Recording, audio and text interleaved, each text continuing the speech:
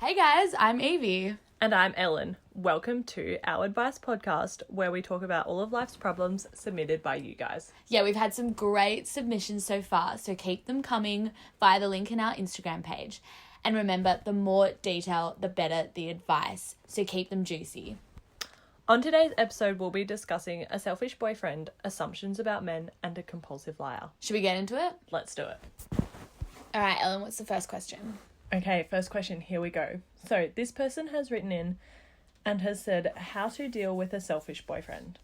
I've had horrible stuff happen to me, but so much shit comes up because he always makes it about himself. He knows he's in the wrong, he's always sorry. Do I leave? Do I stay and work for it? All right, what's your thoughts? Well, so this is kind of my interpretation of the situation, is that this person has had some horrible stuff happen to them. It does sound like something major has happened. Yeah, I think, if I remember rightly, the horrible is in, capital letters. So I think, obviously we don't know, and it doesn't really matter, but obviously something has happened that's affected her in a pretty dramatic way. And basically it just sounds like her boyfriend isn't being supportive. Potentially they're not doing that by choice, like they're not on purpose, but they are making things about themselves. Because my original reaction is that he's trying to sympathize or comfort her by trying to relate. Yeah. And trying to be like, oh, that's also happened to me.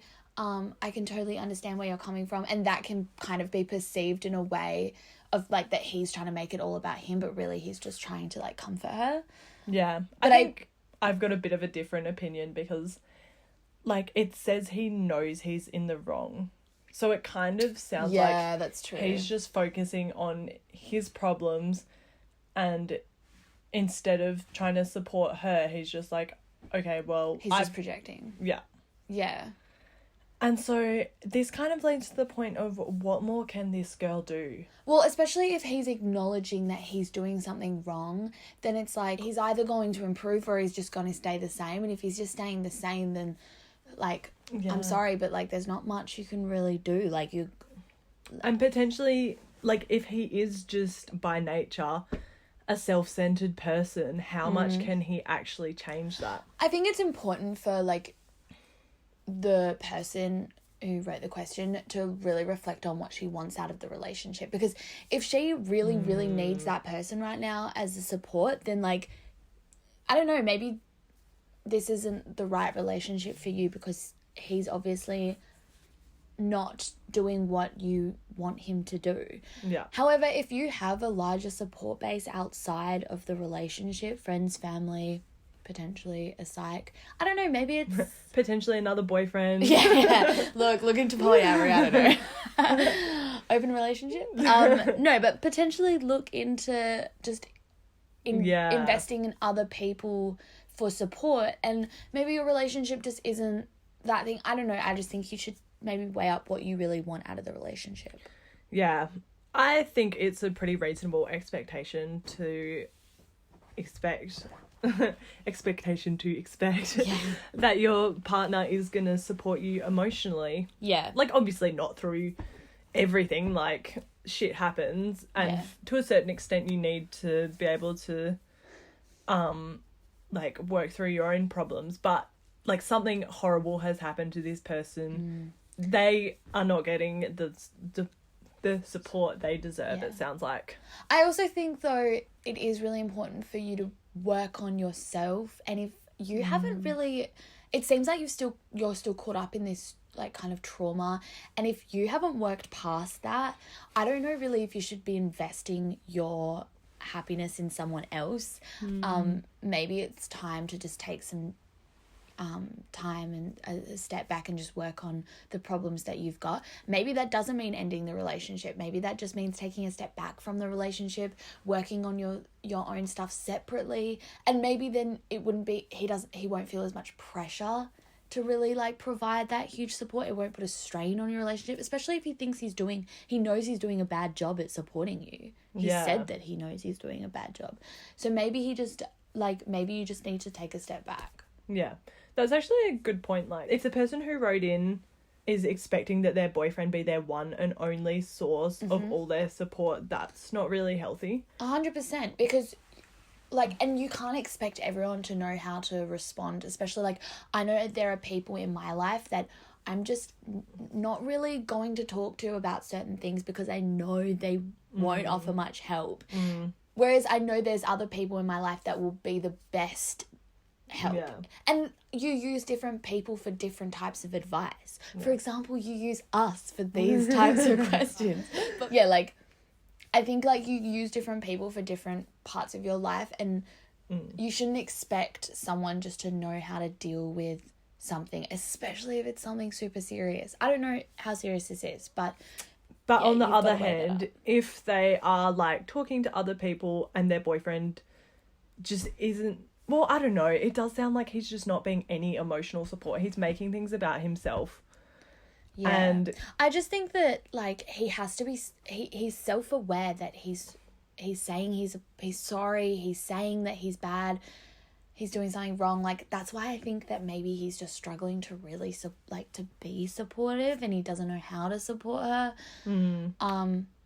But at the end of the day, I don't think you should be in a relationship with someone who can't give you any support. If that's what you need. Yeah. So I guess what we're saying, what we've kind of come to the conclusion of is you need to look at whether you want that person as your support or whether you want to look at outside support. And if you decide that you need a boyfriend, girlfriend, whatever, as a support... Which is a reasonable... It's fine. Like, that's fine. I definitely expect my boyfriend to be a source of support. Yeah, whereas I wouldn't. Yeah. I would try and, like, do things, like, by myself. Yeah. But, like, that's different for everybody. If you make the decision that you really want a partner that's really supportive, then maybe this relationship isn't really for you. Yeah. But I don't know, maybe educating him on what's up and, like, getting him to... read. I feel like she's already tried to do that though. Has she? She wasn't written in the question. Yeah, but she just said that they've talked about it. Yeah, but I don't know. Like, yeah, I think that's the option. I think she should maybe put a time limit on it, as in be like, okay, love an ultimatum, but like go tell your boyfriend, just be like, look, we've got this problem. It's not being solved. I need this if she decides that is what she needs. Yeah. I need this in the relationship, and that's not what I'm getting right now. I want to give us another month to give you the chance to really try and work on this. But if you can't be the support I need, then like, I'm sorry, I love you, but I can't be in this relationship. Yeah. And see what he says, because a lot of the time you can tell someone's commitment to something by giving them these kind of things. Like, if he's like, I'm going to work so hard to keep you and fight for this relationship, but if he's kind of like, yeah, that's fair, you kind of do gauge where he's at as well in the whole relationship. But be prepared that he potentially won't change. 100%. And if that's the case, then yeah, I think it is time to leave the relationship. But this kind of comes to another thing of, if you are going to leave this relationship and you've had this horrible stuff happen to you, you really need to like have outside support as well, because especially if you're relying on this person for a lot of support, and you decide that they're not for you, then you need to have that backup support, because otherwise you're going to be worse off than if you were just in the relationship.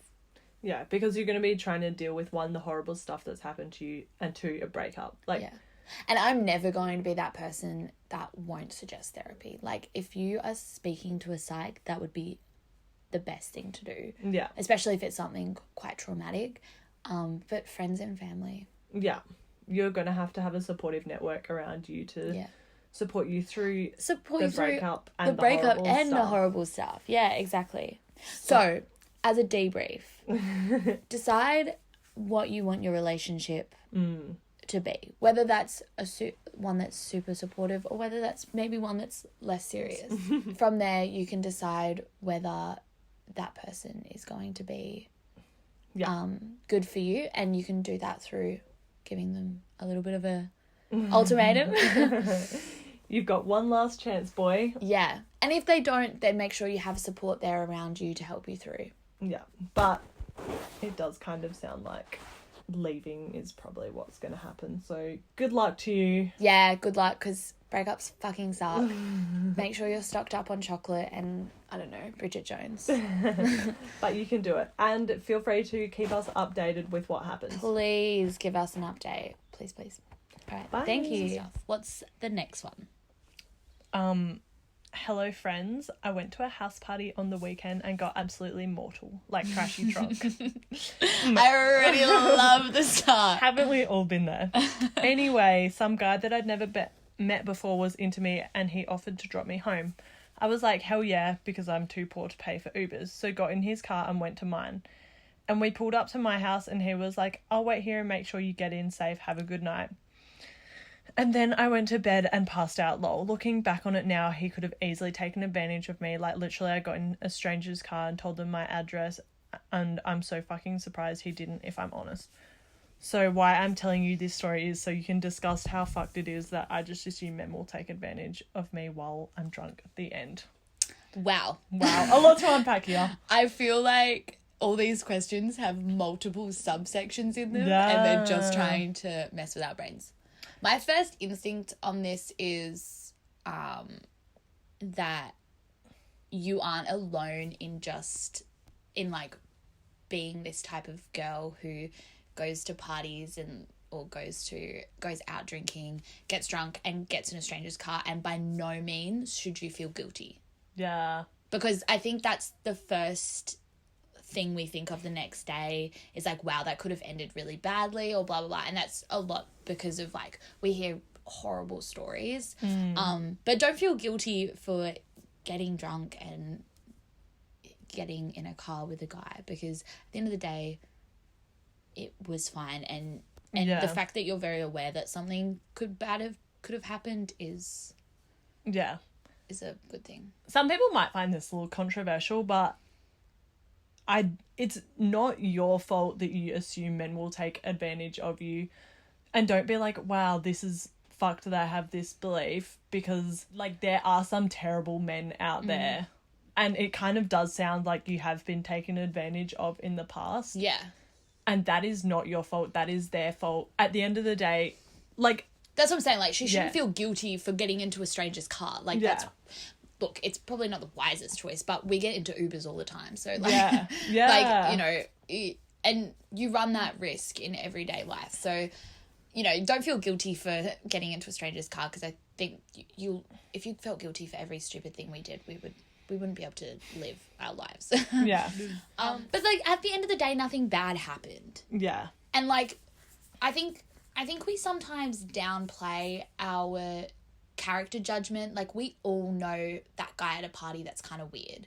Yeah. Or that guy at a club that's been hitting on you the whole night and has offered to buy you drinks, and you just get a weird vibe. Yeah. He's by himself. He doesn't have any friends. Or he's trying to get Fraser to flip him, give a rando drink to us. Yeah, look, we all know that we've had those as girls. I don't know the boys in the listening, whether they've had the same experience. They could do. Yeah. But we've all had those times where we've been like, oh my God, avoid that guy, like get him away, like he's bad news. We have good instincts, and you can be fucking blackout and still have those instincts. I feel like your inhibitions may be lowered, but we have good flight responses just naturally.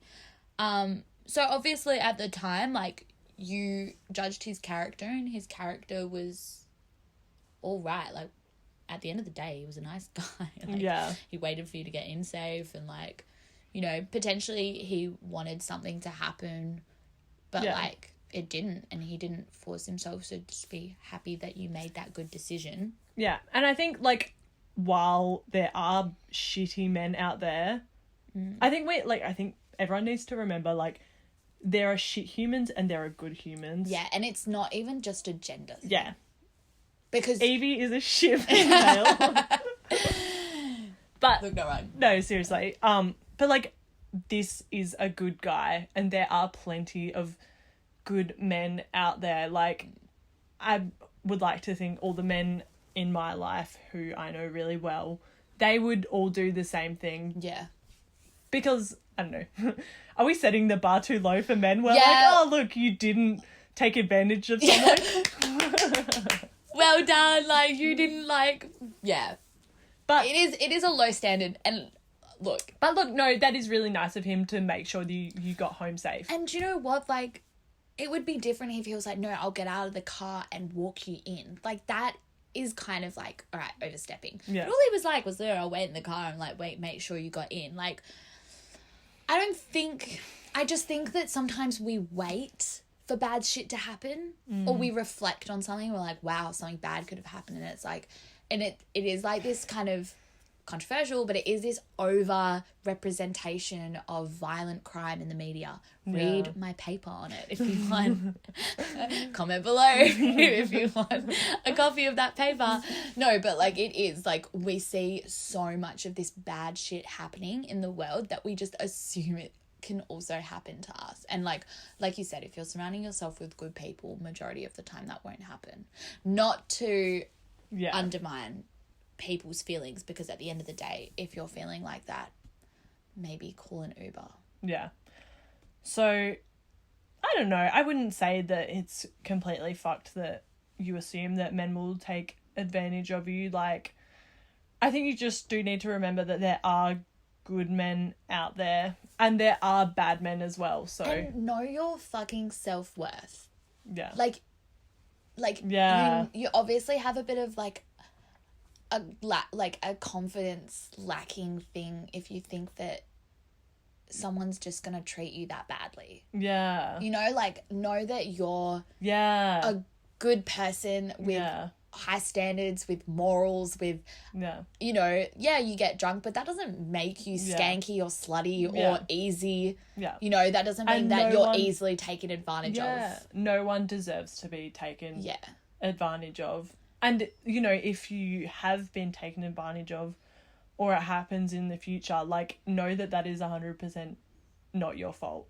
Yeah. Like, that is on the man or woman who takes advantage of you. Yeah. And, like, know that it's okay to be, like, to get drunk, but also if you're concerned about it because you're going to a house party where you don't know people, maybe either don't drink as much or have people around you that you know will keep an eye on you if you're that concerned. But I'm never going to be that person that's going to be like, we shouldn't drink just in case a man takes advantage of us, because at the end of the day, like, that's the onus is not on us at all.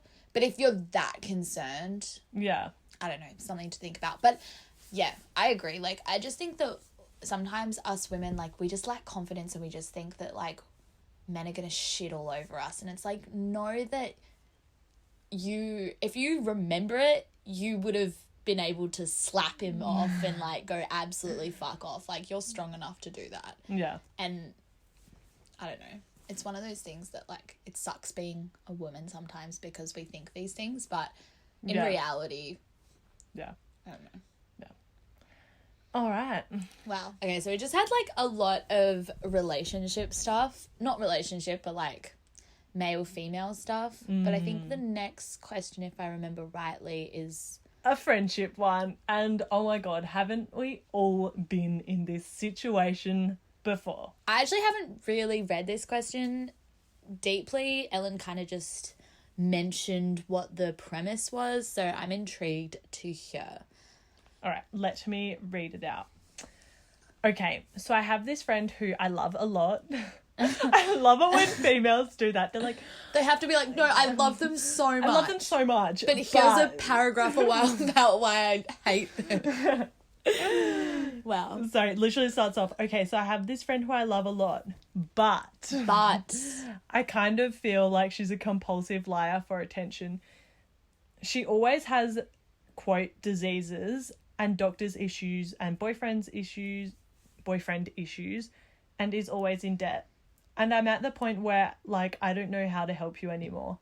I went through some shit recently, which was fucking awful. And now she's trying to tell me she's had a miscarriage, but she's so misinformed about it that I know she's lying.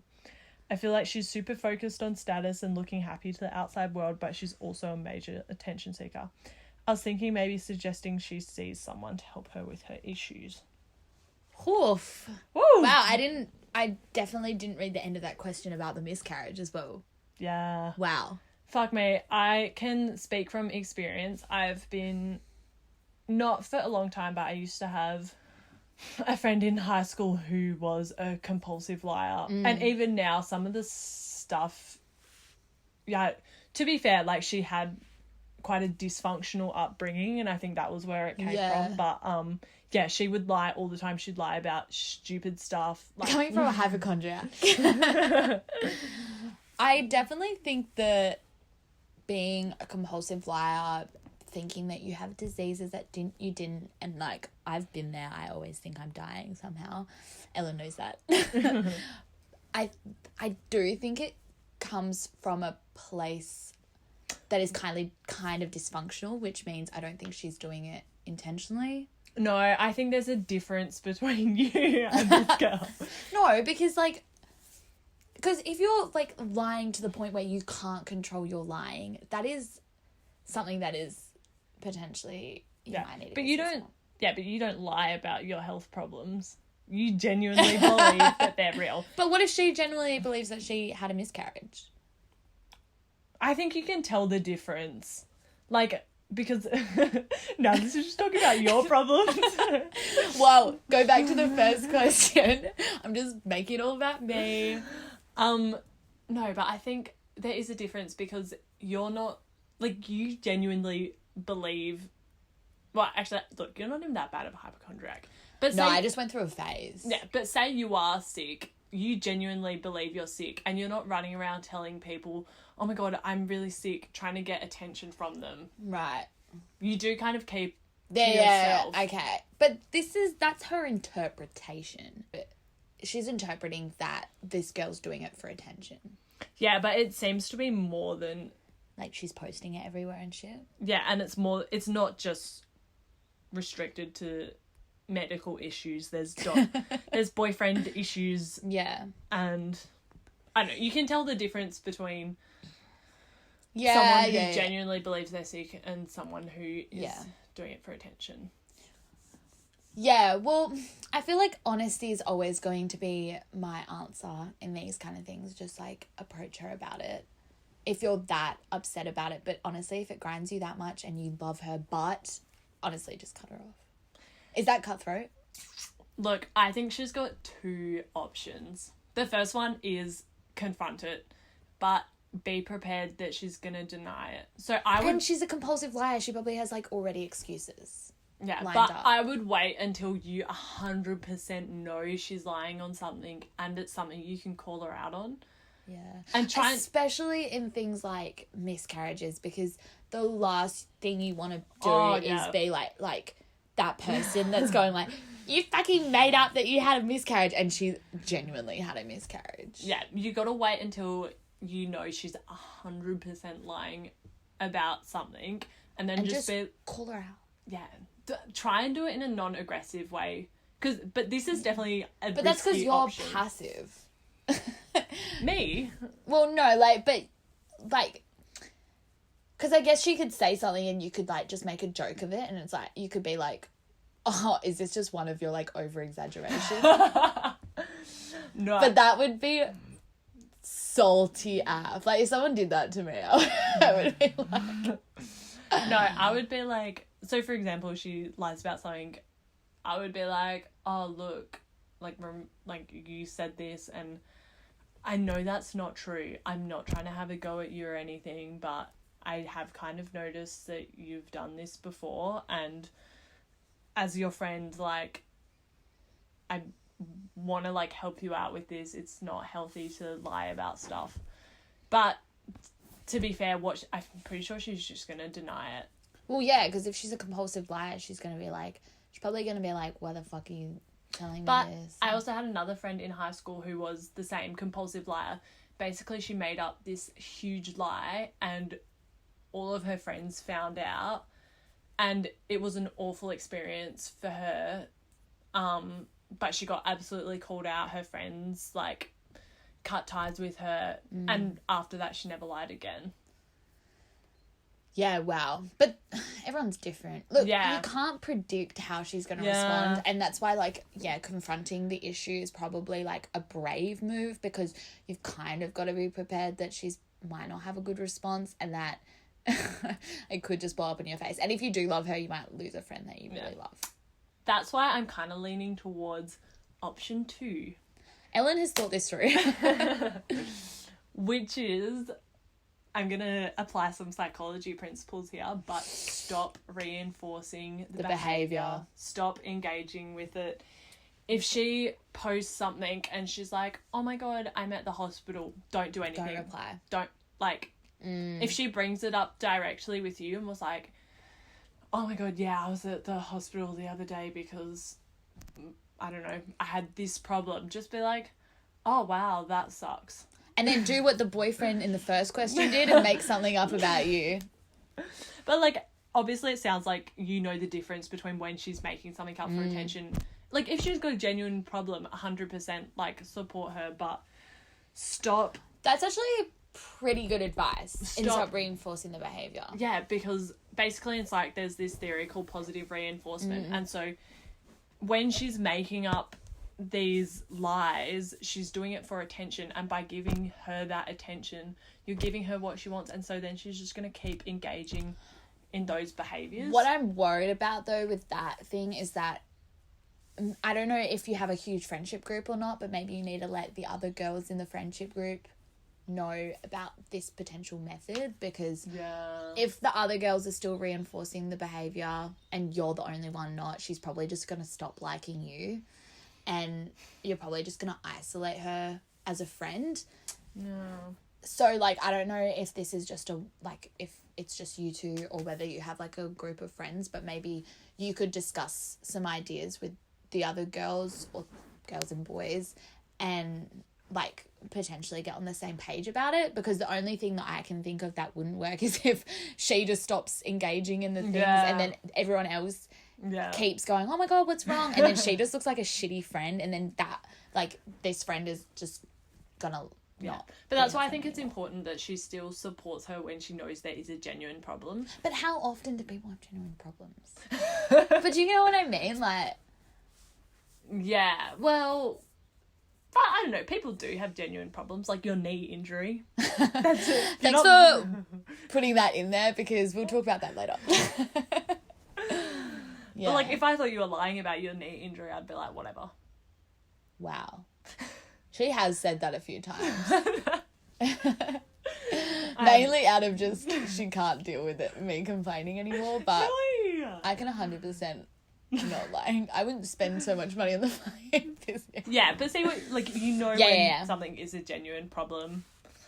I'm pretty sure you're not wearing all that tape for fun. It's a bitch to take off. I would never do that. I'd be a sadist if I wanted to. Fuck, I was gonna say something else, but I can't remember. Yeah, look, I do agree. I think there's 3 options then. There's the original idea, which was just ditch her. Which, look, not for everyone. And then there's... The second option is calling her out. Which is risky. But you know what? If you're really good friends, wouldn't it not be risky? But basically you're calling out your whole friendship. No.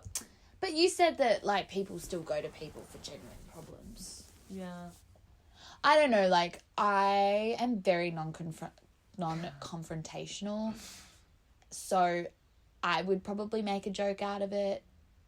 Yeah. Or I would just kind of take a step back from the friendship and let them reach out to you, because, look, if you take a step back, stop engaging with it, stop positive reinforcement, stop, you know, even really chatting, then maybe she'll reach out and be like, hey, what's wrong? And that's the perfect opportunity for you to go, actually, I'm kind of sick of hearing rando things that are happening in your life that I know aren't true, potentially in a less rude way, but, like, that, you know, that's not for everyone. But that's probably how I Yeah. did.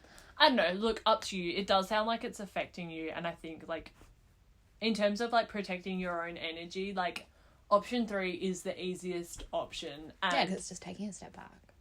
yeah, it's just been like, okay, like, I'm still going to be your friend, but, like, I'm not going to engage with these problems that I know aren't real. Yeah. I don't know. I think you really do have to make the decision on how you approach it based on how good of a friend she is. And, like, I love a lot of my friends a lot, but I think I would deal with the situation differently. Yeah. And also, like, if this girl is, like, your best friend, I think you do need to talk to her. Yeah. Confront her. If she's just, like, it sounds like if it's just a girl in your friendship group, yeah, which is why I think it is just a girl that is in your friendship group. Yeah, it does sound like she's a good friend, but how much can you be friends with someone who's a compulsive liar? Yeah. Like, how good is that friendship if you kind of have to write a whole paragraph on why you don't like them? Yeah. I can't write a whole paragraph on why I don't like Ellen. Dot points, maybe. I'm trying to think what I did when I had... So, my friend who was a compulsive liar, like, I kind of knew... Well, obviously I knew. And I remember I called her out on this one lie one time because she literally lied to my mum about the most stupid thing. And I, like, brought it up later and I was like, oh, like, why did you lie about that? And she was just like, oh, like, yeah, I don't know, I just got confused. So the confrontation method. Yeah, but it was, like, mild confrontation. Yeah. But I was... you knew that. Yeah, but I was kind of like, I'm onto you, bitch. Yeah. But I think I mainly took the... Look, we're not friends anymore. I think I mainly took the third option and just, like, didn't engage with... Yeah, the behaviour. Like, if she'd tell me a problem that I knew just wasn't real, I'd be like, oh, yeah, that does suck. And, yeah, just not engage. Yeah, I agree. I think that's a good approach. I just think that you should just reflect on the friendship and just be like, well, do I need to handle this delicately or do I need to handle it this way? And also, like, is this going to affect your relationship with other people? I don't know. Yeah. But I'm thinking, sounds like third option. Yeah. Potentially start off with the third option. And then if you feel like nothing's really coming from it, then move on to section. But you definitely won't be as annoyed by it because you're not, like, you're protecting your own energy and you're not, like, trying to help all these imaginary problems. Yeah, and it goes back to that whole thing of, like, we get so caught up in other people's problems and other people start pissing us off. And it's like, why? Like, why do we put up with it? Yeah. You know, it's the same with social media. We're talking about this, Ellen and I were talking about this the other day. Basically why we follow accounts that we know we don't like the content for. And it's like, sometimes we just follow them because we like bitching about them. And it is such a waste of time. And it also just brings so much negativity into your life. And if this person is causing you to, every time you see posts, go like, oh my God, this is really frustrating me and it's really angering me. And, like, you know, maybe it's time to kind of take a step back because we really don't have time in our day to think for half an hour about how someone's being annoying. Protect your good vibes and only engage with the positive aspects of her. Yeah, like if you love her in group settings, then maybe just take a step back from one-on-one time.